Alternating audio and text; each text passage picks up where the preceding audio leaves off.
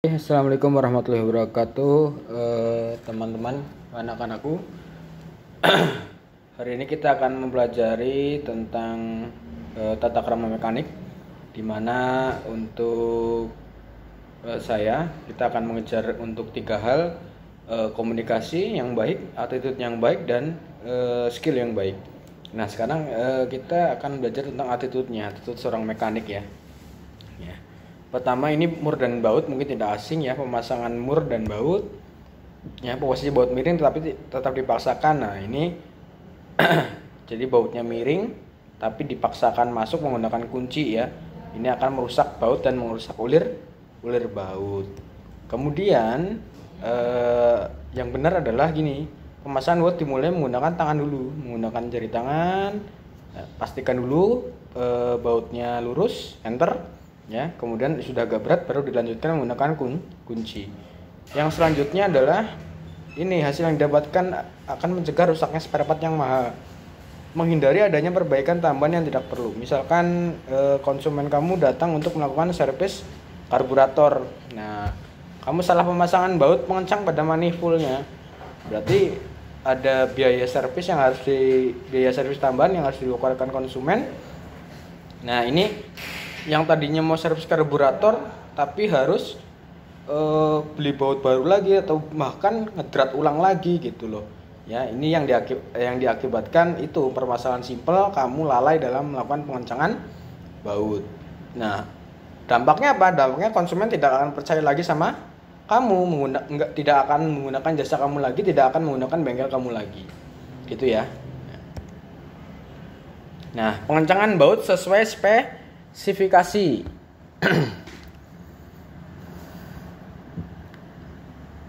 Nah, kalau misalkan kamu mengencangkan bautnya terlalu kencang, ya ini akan berdampak patah ya. Patah. Kemudian yang benar adalah mengencangkan baut atau mur sesuai torsinya menggunakan kunci momen. Ya, sesuai torsinya menggunakan kunci momen. Nah, kalau misalkan nggak ada kunci momen, ya dikira-kira sajalah. Yang penting jangan sampai terlalu kencang. Takutnya nanti batang bautnya akan patah dan sebagainya gitu ya. Nah, memaksimalkan umur dan fungsi kerja komponen ya. Jadi umur baut atau murnya panjang, kemudian meningkatkan kepercayaan konsumen terhadap mekanik dan bengkel. Nah, hasil akhirnya pasti akan selalu meningkatkan kepercayaan konsumen terhadap mekanik, terhadap bengkel, terhadap kita, terhadap jasa kita, terhadap keahlian kita, terhadap skill kita gitu ya. Tuh. Kemudian jangan menggunakan alat tambahan ya, jangan menambah panjang lengan tools.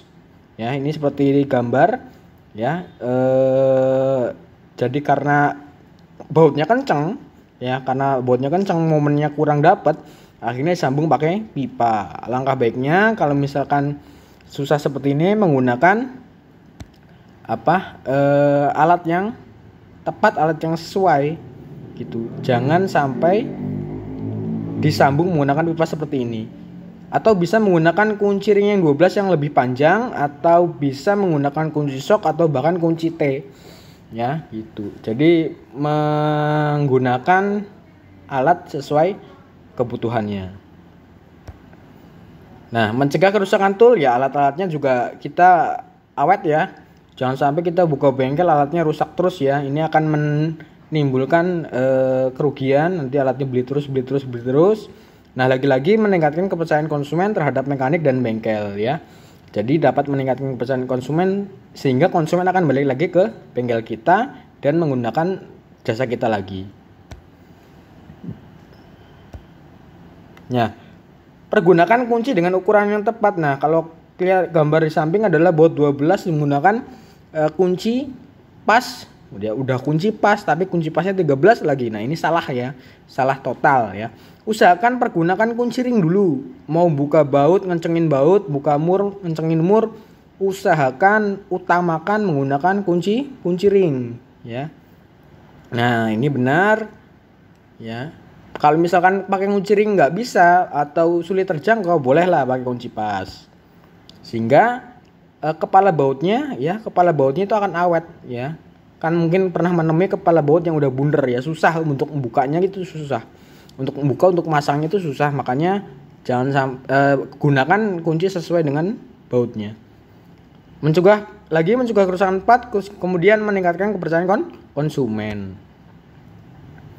Ya, pergunakan alat sesuai fungsinya. Ini komstir ya, mungkin ngelepas komstir ya, mungkin kita banyak melihat ya membuka komstir menggunakan pahat dan palu ya. Ya, ini sebenarnya salah ya, akan merusakkan komponen. Tapi kalau misalkan kamu lihat di bengkel umum ada yang menggunakan seperti ini, kamu jangan bilang oh itu Pak salah, nggak boleh. Nah, mungkin bengkel tersebut ya memang bisanya menggunakan seperti itu ya, atau bengkel tersebut tidak mempunyai alat SST-nya. Jadi nggak apa-apa, yang penting kamu sudah tahu yang benar dan yang salah. Nah, ini menggunakan special service tool ya, ada alat khusus untuk membuka dan memasang mur komstirnya. Ya.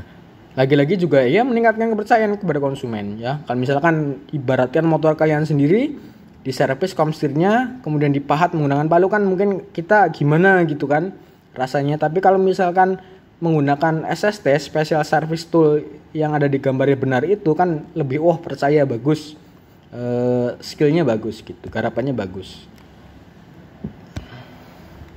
Pemasangan bearing yang benar. Nah, ini sangat umum sekali ya, dimana memasang bearing, jangan bearing atau laker ya, laker roda ya, atau laker di as roda dan lain-lain, as gear, as CVT mungkin ya. Jadi hati-hati, tidak boleh langsung dipalu ke lakernya ya, tapi menggunakan seperti ini, ada sambungannya ya, atau bearing pusher atau sambungan lah gitu ya, agar hentakan palunya, getaran palunya tidak langsung ke bearing, yang akan mengakibatkan nanti bearingnya bisa rusak dan pecah gitu. Nah, mencegah bertambahnya kerusakan ya, yang akibatnya pemasangan bearing yang tidak tepat ya. Misalkan masang bearing kayak gambar salah, ya, bearingnya akan rusak lagi padahal bearingnya baru gitu. Ya, lanjut, menggunakan sepatu kerja standar. Nah, karena ini kita masih sekolah, mungkin sepatu safety mahal, sepatu standar mahal ya, mungkin minimal kamu praktek ke sekolah menggunakan sepatu, tidak boleh menggunakan sendal ya. Yang apa? Yang akan beresiko kejatuhan benda-benda, apalagi kita kan banyak benda-benda yang berat, kemudian kena listrik dan sebagainya ya. Begitu makanya safety shoes ya, sepatu safety ya. Meskipun kejatuhan komponen mesin dia akan baik-baik saja ya. Ini sepatu safety kan agak mahal ya. Ya, minimal kamu tidak harus menggunakan sepatu safety, tapi minimal kamu praktek menggunakan sepatu, tidak boleh menggunakan sendal apalagi nyeker. Melindungi mekanik dari kecelakaan pada saat bekerja di bengkel dan menambah kepercayaan konsumen terhadap mekanik ya. Nah, khususnya ini di bengkel-bengkel resmi ya, sudah menggunakan sepatu ya, mekanik kelihatannya kalau bersih kan kelihatannya elok dilihat ya gitu. Walaupun mekanik tapi tetap memperhatikan kebersihan. Nah, memeriksa kondisi mesin, memutar gas terlalu dalam untuk mengencangkan setelah diperbaiki ya, mungkin habis di servis kemudian digas-gas geber-geber, geber-geber. Nah, ini nggak boleh ya. Nanti konsumennya atau pelanggannya akan khawatir akan mesinnya. Ya. Jadi boleh mengecek motor pelanggan dengan hati-hati ya, sehingga pelanggan merasa senang dengan kerja mekanik yang pada saat memeriksa. Jadi memeriksa atau final inspeksi ya, terakhir setelah dicek mekanik, di servis mekanik kemudian dicek untuk terakhir. Nah, ini pelan-pelan tenang ya, sehingga konsumen akan merasa senang dan nyaman ya. Tidak menimbulkan suara berisik dan tidak merusak mesin, ini paling tepat. Nah, ini yang harus kalian perhatikan juga tentang kebersihan ya. Penempatan spare part tidak boleh sembarangan. Mau naruh kunci spare part atau dan oli dan bensin dan lain-lain, di bengkel sudah disediakan nampan ya, nampan stainless, tidak boleh acak-acakan ya. Dari yang di backlift, ada yang di keramik, ada yang di lantai, yang di mana ya, jangan acak-acakan, nggak boleh acak-acakan ya. Ya, harus rapih ya, walaupun mekanik kita harus juga tetap bersih dan rapih gitu. meningkatkan efisiensi kerja dan menjamin hasil kerja yang baik, ya, meningkatkan kepercayaan konsumen terhadap mekanik dan bengkel, ya, meningkatkan efisiensi kerja. Misalkan alat habis dipakai taruh nampan alat gitu, jangan alat habis dipakai taruh mana, ketika butuh kamu bingung. Nah, ini akan menambah waktu kerja kamu untuk mencari alat, ya. Jadi lebih efisien taruh di nampan alat, taruh di nampan spare part gitu. Sehingga ketika kita butuh nggak bolak-balik nyari alat. Oke, terima kasih. Mungkin itu saja yang bisa saya sampaikan dulu. Mungkin minggu depan kita lanjutkan untuk tata krama mekanik. Ya, walaupun kita pembelajaran jarak jauh, semoga tetap efektif ya. Dan mudah-mudahan kalian semua sehat selalu. Semoga dalam lindungan Allah Subhanahu wa taala.